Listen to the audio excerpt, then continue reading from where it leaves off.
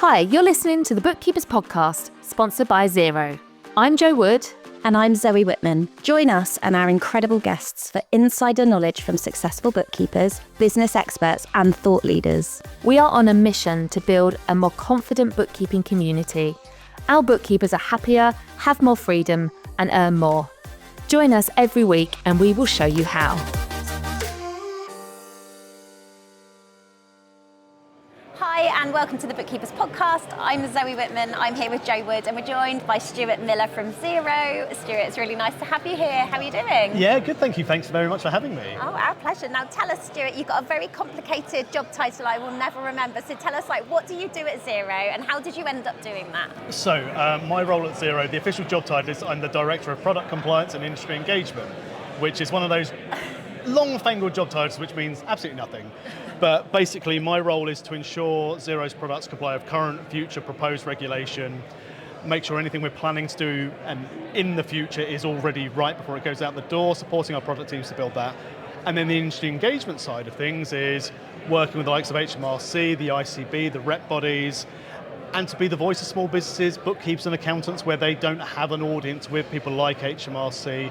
I work closely with our government relations team at Xero as well, so I get to work closely with my colleague Laura Burley, who deals with all the ministerial friends that she's got over there. Well, friends, acquaintances, as we go through there. But yeah, it's a really fantastic role. I've been at Xero for almost 4 years now. I'm a tax accountant by trade, but I like to refer to myself as an escaped accountant. So it's all good fun, and I love every second of being at Xero. When I first joined, and everyone was like, "Oh, it's really about the culture. It's about supporting bookkeepers, small businesses, advisors." I thought, "Oh yeah, this is really good corporate spiel to get it in." But genuinely, every single day you speak to people, and it is the reason they go to work. So it's really, really nice. It's a really, really rewarding place to work. Wow. So you started off as a tax accountant. I mean, it sounds like you have a very important role, diverse role as well. And I'm trying to think, when you were on the Bookkeepers Podcast a long time ago, I'm trying to, was you in a different role then? Because I don't remember you having that role then. I think the role's evolved a bit. So obviously where Xero's now, it's in its growth stage. A lot of what we do has been supercharged, so a lot more, I get to wear a lot of different hats now as well. So it's challenging, but no day's the same. So it's really nice to be able to carry on and do the work that I do. So in a nerdy way, I find it really interesting. I'm one of those people where if you can get into the regulations and legislation and go, that's quite interesting. I'm in my happy place with my nose in the book. Big time, yeah. It sounds like you are almost like an interpreter in the middle, or like you're kind of fighting the corner of the small business against what is being released, what the regulation is doing, and sort of standing in the middle. I wonder what kind of conversations are you having, or right now, what is the big topic of debate? I mean, I'll go to the one which we've just had the big win on, which is the multiple agents, because I know we mentioned this when we were back on the podcast before about the importance of multiple agents. And the fact that we heard from Craig Ogilvie earlier today, the fact that HMRC listened. They listened to the bookkeepers, they listened to those who are actually going to be doing the work. So I know it sounds silly, but for years that's been a big pet project to get through. And now at the moment it's things such as the upcoming E-Invoicing regulations, how that's going to impact bookkeepers as well. If you've got people cross-border trade, are we looking at potentially having to bring in E-Invoicing early? Because we've seen, to be very nerdy, the EU have signed off a directive called VAT in the Digital Age, or VIDA. And that's basically by 2030, most EU countries are going to be business-to-business transactions must be via e-invoicing. So obviously, UK not being in the EU anymore, we may have something. So at the moment, that's where I'm at the moment. E-invoicing takes up quite a lot of my time, and proposed and future regs where we're going with that. And this is the thing, the landscape is changing all the time. And we heard Kate Hayward talking about e-invoicing today, and it was very obvious that no one really, I think 4 people put their hands up to say that they were using it, and we need to keep up. This is why events like today are so important, because we need to hear these things for the first time, and then we ask questions to say, what is it, how's it going to impact us? Because we are in a space where we have HMRC, and then we have the EU and the geopolitical landscape, and then we have AI and software and automation. And we think that bookkeepers started just to checks and balances and debits and credits and geek out on spreadsheets, and our life. Long gone are those Yeah, days, long gone. It's long gone. So how does a bookkeeper of the future stay up to date with the things that you've got your finger on the pulse of? I think it's really tricky. We've always said the phrase we hate hearing is, I'm just a bookkeeper, I'm only a bookkeeper. And even the list of things that you just said then, it just shows so much more of what you have to do in this profession to keep up to date and offer maximum value to your clients. I suppose, again, as always, your networks are always really important. The one thing I love, well, there are many things I love about the bookkeeping sort of profession, but everyone looks out for everyone else. There's conversations, there's none of this competitive rubbish. It's not a case of, this is successful, I'll keep that quiet. It's a case of, this is successful, have you tried this? And it's a conversation, like you said, like events like today. And again, it is a responsibility of software vendors to provide on that knowledge and that information to people. It's up to HMRC, it's up to the rep bodies to make sure they keep up to date with it. But I suppose the best of advice I would say is keep up to date with what means things to your client base for now. And if you think, oh, well, now I'm sort of broadening my practices, I've got these sort of international businesses who are going to do cross-border trade, that's when the things like the e-invoicing come in. But even then, it's understanding what benefits it can bring for you and your business earlier. Kate mentions there's some proposed regulations in Australia that if you use e-invoicing, you can elect to have your invoice paid within 5 days. And we know for the clients that we look after as bookkeepers, cash flow is king. And if we can get our clients paid faster just by having this knowledge and this technology in place, it's going to allow us to have a little bit more free time to keep up to date on whatever's going to come next for us to have to sort of cross that hurdle. I feel like bookkeeping is going to look very different. So there's potentially people who have joined the profession decades ago, like us, and felt like things will be very stable. This is what it will look like for a long time, and you might expect like a little update here and there. But actually, there's been a rapid change over the last 3 or 4 years. I feel like COVID was this turning point for so much about the way business is done online and what business can now look like. If you said you're a tax accountant by training, if you were running a practice right now, what would you be focusing on? Well, first of all, I'd have a bookkeeping department straight away. I think the reason as well, like you said, especially during COVID, where everything expanded, I think it just goes to show the aptitude that the bookkeepers have to support that small business, because the profession's evolved because of bookkeepers saying, and I can help you with this, and they upskill in that area, and I can help you with this, and that's why they are the trusted advisor of that small business. And one of the things that I'm doing in my AI virtual summit on Thursday, one of the things in the presentation I say is, it's all good having these AI tools, but no one's accountable for interpreting that information. You as bookkeepers have to know how to not only understand and interpret this information, but pitch that to your clients at the right level, and it's that human element that needs to be there. So if I were in practice today, I'd be, right, we need to get our bookkeeping department, we need to upskill, we need to make sure we've got the right software in place. But I need to make sure I've got my strategy of where I want my practice to grow. Can you give us a bit of a sneak preview into what's happening in your AI talk later in the week? So it's really about, obviously I love a pun, so it's called AI, I'm Not Just a Bookkeeper. And it's just looking at ways that we can start bringing AI into our learning and development as bookkeepers, things we need to consider.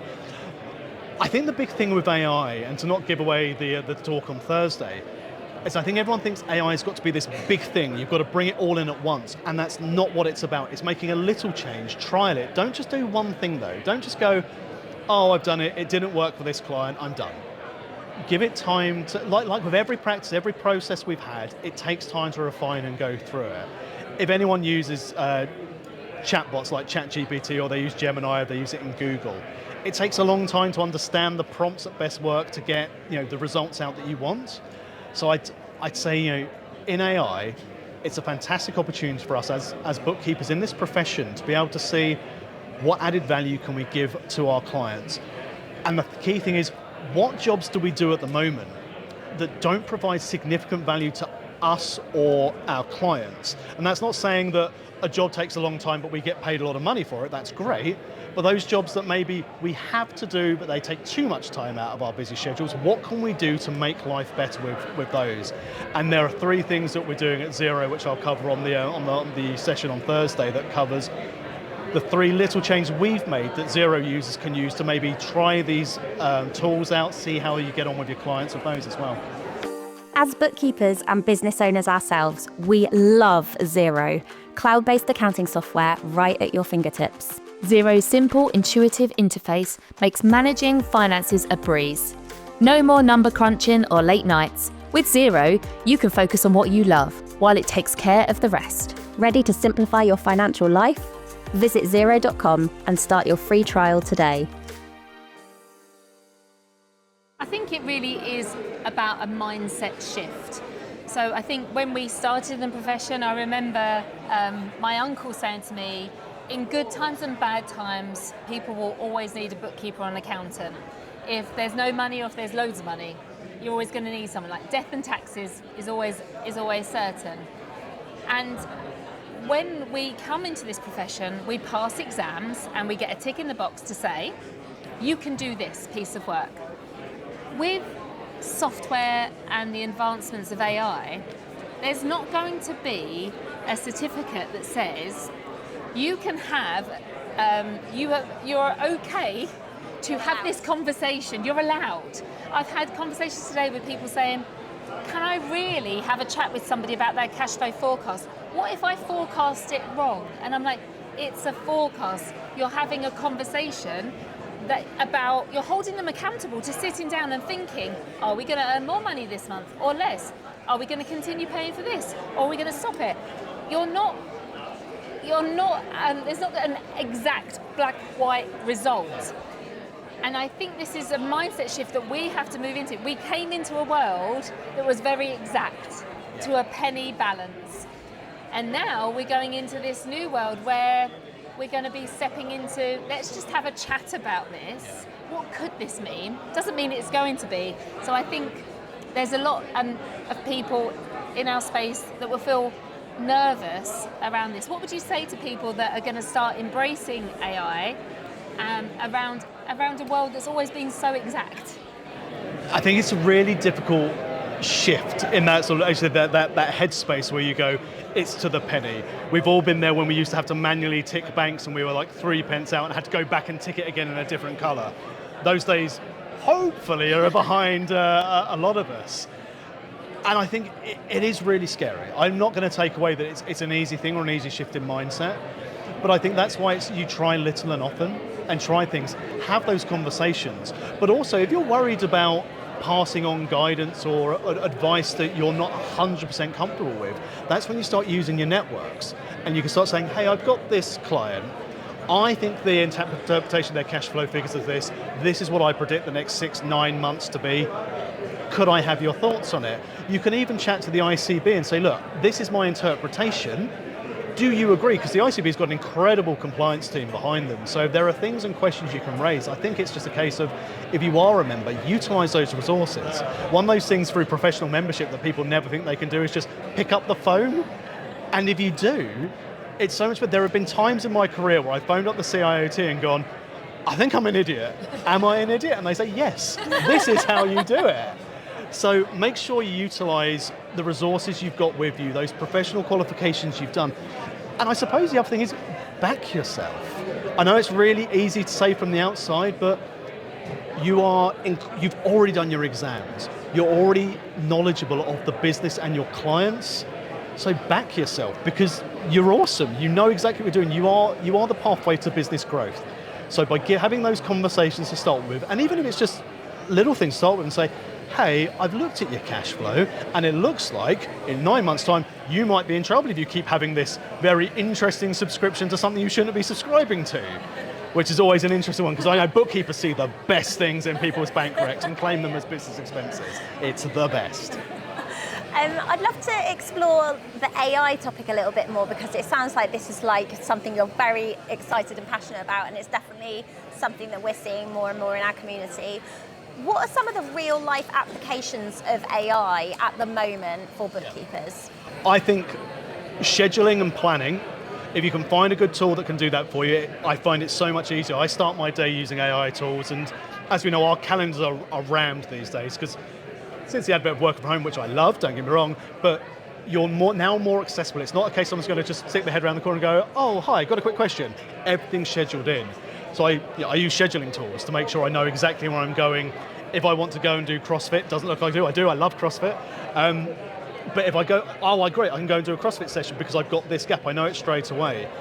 I can summarize my inbox using AI tools, say, right, you get commands in place. So I go, right, this has come through from my boss, this has come through from HMRC, these are the priority ones, and gets it to identify what are my key tasks for the day. I suppose the other one as well is, for example, my daughter, I think I've said before, she uses Xero to maintain her pocket money. And because she can, genuinely, she does. And then if she goes to the shop and buys a toy, she scans the receipts and it comes off and everything. It's absolutely incredible that she does it. Everyone loves a Xero subscription for a 7-year-old to do it. But even things such as sort of just ask Xero. And I said, again, she's 7, I said, just ask it to say, how much have you spent on sweets or how much have you spent on toys? And so she sat there and go, oh, Daddy, I spent £3 on sweets last month. I was like, yeah, that's a lot of sweets. Maybe we should stop. And I know it sounds silly, but it's tools like that. And I said, just ask Xero if you've got it in practice. Tell me all of my invoices that are overpaid by 90 days, have not been paid by 90 days. Great, I've got that there in one place. I can even have it on my phone on WhatsApp. And these are the tools I think are going to be really, really helpful for people in the bookkeeping profession to have that instant answer, because we know that clients will phone us. And because we are their trusted business advisor, they'll say, oh, guys, can you tell me why have I not got money in the bank? What's outstanding? And rather than saying, oh, I can come back to you in 10 minutes and scroll through all of your account system, you can use the AI tool and it will tell you straight away, oh, you've got these outstanding, it's Mr. Stevens again, he's always a late pay, you should probably send him a prompt invoice. Do you want me to do that now? Bink, and I've done it just using Just Ask Xero. Wow. And the security that bookkeepers worry about around that, just as it, because we could, in theory, pull out P&L balance sheet, upload it to ChatGPT, ask it to tell us some insights and things, but obviously it's someone else's data. We can't do that. Yeah. So how is Just Ask Xero, and will that be the kind of thing, will it do interpretations of the data in the future so we can ask it questions and say, what can you tell us about this? In a secure manner. Yeah. So the numbers and the information you use for your clients is only in your Xero space. It's not used for learning. It's not like ChatGPT. If you put your clients' figures in ChatGPT, which you should never do, and if anyone ever has, don't tell your clients, but maybe go and look at your cybersecurity and everything now. Yes. But in the future, you will be able to have those projections. But again, it's all about little and often with AI. We've got these tooltips and this sort of assistance within the product. In the future, that is a direction where people will want JAX to go. That's the direction we would see AI going. But it's got to make sure it's in that safe and secure environment. And as I would say to bookkeepers, and I think sort of Kate said it earlier in her presentation, is remove the hype behind it. And the key is, and again, it sounds scary, again, because it's all changed, to say, you've got to check that these guys are going to look after your data. You've got to check that what they're using their training module. But instead of you having to do the research, just ask that software vendor, just ask that app which you're using, do you keep your data secure? Can you tell me what security measures you have in place? And they should be able to tell you that straight away, and then that will give you comfort that your data and your client's data, most importantly, is secure. I think the next we were talking about trends for the future when we were in Canada last week, and we were talking about how AI is part of the future, but then following on from that, we need to be talking about security, and I think that this is going to become a really big theme in the bookkeeping space, and we might have more people talking to us maybe next year at the Bookkeepers Summit about cybersecurity and what you need to know as a bookkeeper. Yeah, and that's the thing, isn't it? Because if you now think as well the direction of travel as well that Companies House are going, where you've got to have identity verification with those companies, and in the future when they go to software-only filing, you need to have AML and IDV in place for all of those. So if you're thinking of using all these digital tools and cybersecurity, you've now got all this personal information you should have with your AML anyway, but if that's now all stored in your systems, not in a file, and I think that's the one thing when I speak to bookkeepers, they say, we used to have the paper file, which is a case of driver's license, passport, utility bill, and it's in the file, it's in the cupboard, it's fine. So if people break in, they've got to take all your files. Now your data's stored digitally. So cybersecurity is really key, and I know sort of the ICB have done some work with colleagues to look at cybersecurity going forward, and I think data will become the biggest commodity and the biggest risk, but at the same time it promotes the biggest opportunity for bookkeepers to be able to give those insights. As always with everything, you have to go in with caution. You've got to use that data as you would it with your classic paper files. For those who have been in the business for 20 years, remember the beautiful like fold up pink or yellow or blue files. You wouldn't leave that on the train. So you wouldn't leave that unencrypted, you wouldn't leave it on a pen drive somewhere if people still use pen drives. So you've just got to be safe with that data, but it's just common sense. And what I'd say to that as well, there's so many free resources from online, LinkedIn courses as well, where you can just get the bare bones of cybersecurity. 9 times out of 10, that is going to be sufficient for the size of your practice that you're in, but never be afraid to ask questions. Yes, there's always the cost element of cybersecurity that people worry about, but I always sit there and go, if you can do sort of foundational cybersecurity and checks and best practice, most of those are free and just your own common sense. Make sure you've got those in place. And then as big data continues to become the thing that we need to look at, that will allow us to make sure we keep our clients' data safe as we go. Lovely. Thank you so much for speaking to us. We really enjoyed No, this. thank you so much for having me. Thank you. And thanks for tuning in. We've got lots more interviews coming up at the Bookkeepers Summit. We'll see you next time for another episode of the Bookkeepers Podcast. You've been listening to the Bookkeepers Podcast, sponsored by Xero. Check out our YouTube channel, join our community, the Six Figure Bookkeepers Club on Facebook, and if you love what we do, please rate and review this podcast. See you next time. Bye.